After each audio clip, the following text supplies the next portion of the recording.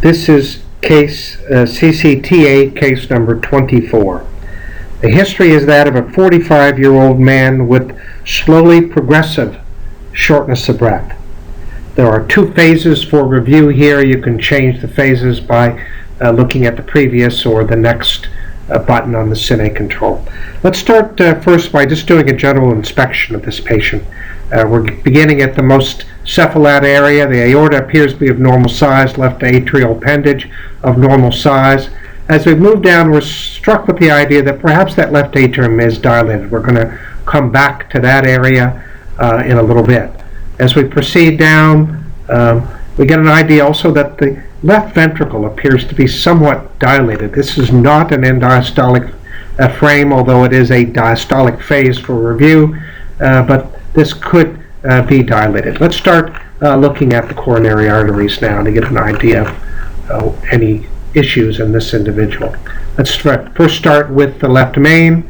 Left main appears to be frankly normal. I can switch to another phase, but I see no issues with respect to that.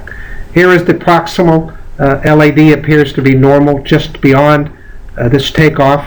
Here there's a first diagonal that appears to be normal. There may be some mild calcified plaque, but right at the beginning of the mid LAD, we see some calcified plaque. This appears to be eccentric. If we switch to an NPR view here, we get a little better view of this. Let's try to look at this a little bit in the longitudinal axis here. This really is non-obstructive disease involving the mid LAD. Let's switch back to a 5 millimeter MIP and then proceed down the vessel. As we proceed down, we can see a very small sort of distal with clearly some disease, some focal disease at that point. Let's look at that a little bit better. We expand this just a little bit bigger, see if we can get a better idea of looking at that.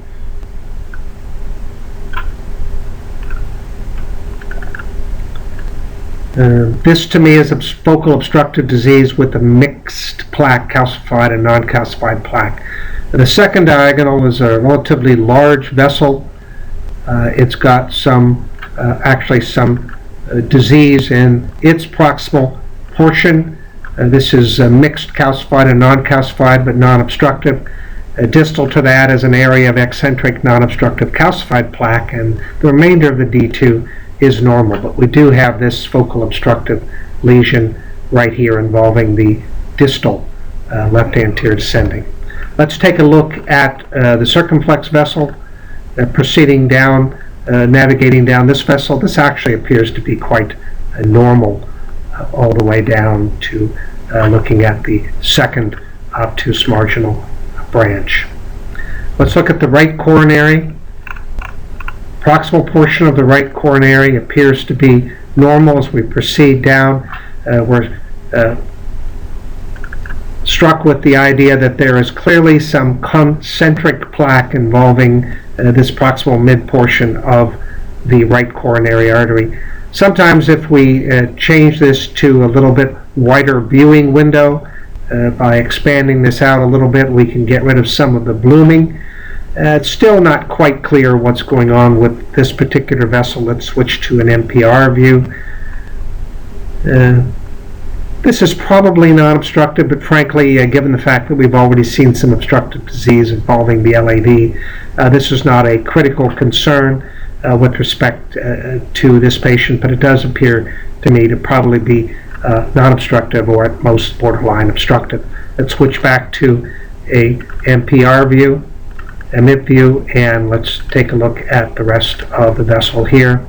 The remainder of this right coronary artery is actually quite normal, including down into the posterior descending vessels. So we have already some evidence of obstructive disease involving a small distal left anterior descending, some mixed calcified, non-calcified plaque, and a borderline lesion involving the proximal mid right coronary artery. Let's finish up by looking at a couple other features that are important for review of this patient. Let's start back up looking at the left atrium, which we thought might be a little bit dilated. Let's get up to a view here where we can get a decent view of the aorta and the left atrium. I'm going to make this just a slightly smaller, just so we can get a little better view of how best to proceed with measuring the left atrium. We want to act like a M-mode echo, ice pick view through this area. We're going to start making a proximate measurement across this area. We're going to start by making a two-dimensional measurement beginning roughly at the leading edge of the left atrium and proceeding to the posterior edge. Getting approximately 54 millimeters, even though this is not a proper end diastolic frame. Upper limits of normal is about 40 for the left atrium, so there's at least moderate left atrial dilation. The next thing is to get a better look at the left ventricle. It certainly seemed to be dilated.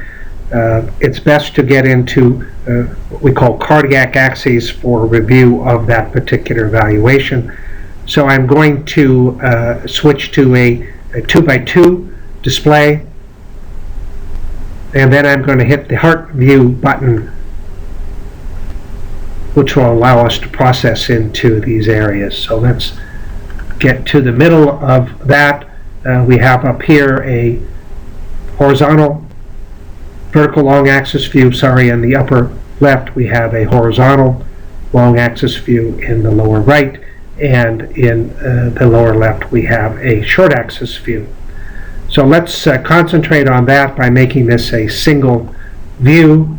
Again, even though this is not an end diastolic phase, we need to get a general idea what's going on here. I'm going to then make a two-dimensional measurement of this area by going to the two-dimensional tool and then proceeding across the short axis area.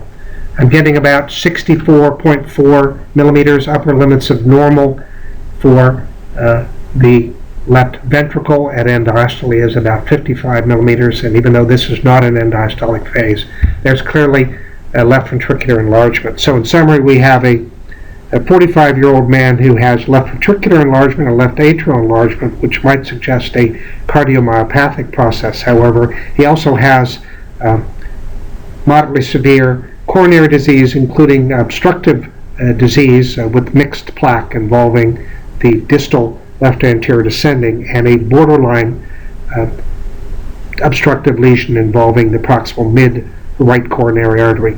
The best avenue would be to proceed directly to coronary angiography for this person to confirm these problems involving the coronary arteries, and then further workup may be required to rule in or rule out the possibility that this patient may also have a concomitant dilated left ventricular cardiomyopathy.